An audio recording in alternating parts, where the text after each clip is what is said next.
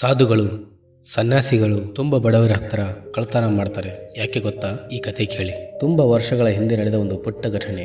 ಸಾಧುಗಳು ಹಾಗೂ ಅವರ ಶಿಷ್ಯ ಇಬ್ಬರು ಪ್ರವಾಸಕ್ಕೆ ಅಂತ ಹೋಗ್ತಾ ಇರ್ತಾರೆ. ಹೋಗ್ತಾ ಹೋಗ್ತಾ ಅವರು ಒಂದು ದಟ್ಟ ಕಾಡಿನಲ್ಲಿ ಪ್ರವೇಶ ಹೊಂದುತ್ತಾರೆ. ಅವರು ತಂದಿರುವ ಆಹಾರ ಖಾಲಿಯಾಗಿರೋ ಕಾರಣ ಅವರಿಗೆ ತುಂಬಾ ಹೊಟ್ಟೆ ಹಸಿತಾ ಇರುತ್ತೆ. ಹಾಗೆ ಮುಂದೆ ಹೋಗ್ತಾ ಹೋಗ್ತಾ ಅವರ ಮುಂದೆ ಒಂದು ಪುಟ್ಟ ಗುಡಿಸಲು ಕಾಣಿಸುತ್ತೆ. ಅವ್ರ ಹತ್ರ ಹೋಗಿ ಊಟ ಕೇಳ್ತಾರೆ. ಅಲ್ಲಿ ಇಬ್ಬರು ದಂಪತಿಯರು ಅವರನ್ನ ಊಟ ಉಪಚಾರ ಮಾಡಿಸ್ತಾ ಕತ್ತಲಾಗಿದೆ, ಇಲ್ಲೇ ಮಲಗಿ ಅಂತ ಹೇಳಿ ಅವರಿಗೆ ಮಲಗಲು ಅವಕಾಶ ಕೊಡ್ತಾರೆ. ಸಾಧುಗಳು ಊಟ ಮಾಡ್ತಾ ಮಾಡ್ತಾ ಮುಂದೆ ಕಾಣ್ತಿರುವ 100 ಎಕರೆ ಖಾಲಿ ಜಮೀನು ಯಾರದ್ದು ಎಂದು ಆ ಪುಟ್ಟ ಮನೆಯ ಮಾಲೀಕನಿಗೆ ಕೇಳ್ತಾರೆ. ಆ ಮಾಲೀಕ ನನ್ನದೇ ಅಂತಾನೆ. ಹಾಗೆ ಒಂದು ಮೂಲೆಯ ಕಂಬಕ್ಕೆ ಒಂದು ಹಸುವನ್ನು ಕಟ್ಟಿ ಹಾಕಿರುತ್ತಾರೆ. ಈ ಹಸು ಯಾರದ್ದು ಅಂತ ಕೇಳಿದಾಗ ಆ ಮಾಲೀಕ ನಂದೇ ಅಂತಾನೆ.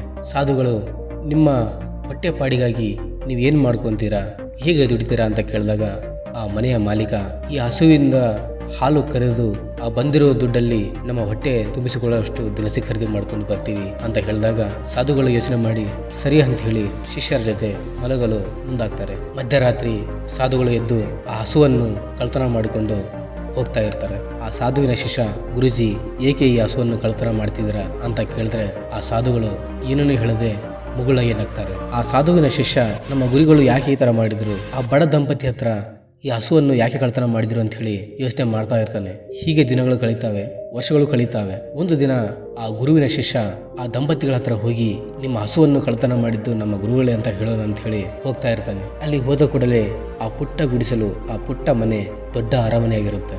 ಮುಂದೆ ಕಾಣಿಸಿರುವ ಖಾಲಿ ಜಮೀನು ತುಂಬೆಲ್ಲ ದೊಡ್ಡ ದೊಡ್ಡ ಹಣ್ಣಿನ ಮರಗಳು, ತರಕಾರಿ ಮರಗಳು ಬೆಳೆದಿರುತ್ತವೆ. ಅವನ ಮನೆ ಮುಂದೆ ಒಂದು ಕಾರು ಹಾಗೆ ಒಂದು ಸೈಕಲ್ ಮೋಟಾರ್ ನಿಂತಿರುತ್ತೆ. ದಂಪತಿಗಳ ಹತ್ರ ಹೋಗಿ ಈ ಸಾಧುವಿನ ಶಿಷ್ಯ, ಇದೆಲ್ಲ ಹೇಗಾಯ್ತು, ಕೇವಲ 1-2 ವರ್ಷದೊಳಗೆ ಇಷ್ಟೆಲ್ಲ ಸಂಪತ್ತು ನಿಮಗೆ ಹೇಗೆ ಬಂತು ಅಂದಾಗ ಆ ಮನೆಯ ಮಾಲೀಕ ಹೇಳ್ತಾನೆ, ಆವತ್ತು ರಾತ್ರಿ ನೀವು ಬಂದ ದಿನ ನನ್ನ ಹಸು ಎಲ್ಲಿ ಹೋಯ್ತು ಗೊತ್ತಾಗ್ಲಿಲ್ಲ.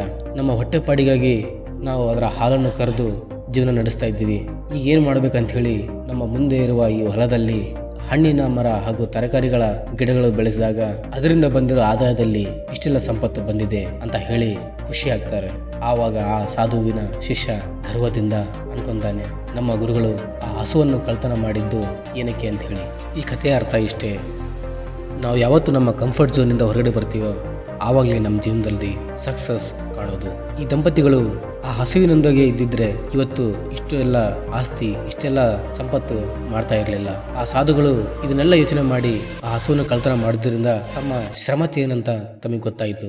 ಹಾಗೆ ನಾವು ಯಾವತ್ತು ನಮ್ಮ ಕಂಫರ್ಟ್ ಝೋನಿಂದ ಹೊರಗಡೆ ಬರ್ತೀವೋ ಆವಾಗಲೇ ನಮ್ಮ ಶ್ರಮತೆ ಏನು, ನಾವು ಏನನ್ನು ಸಾಧಿಸಬಹುದು ಅಂತ ನಮಗೆ ಗೊತ್ತಾಗುತ್ತೆ.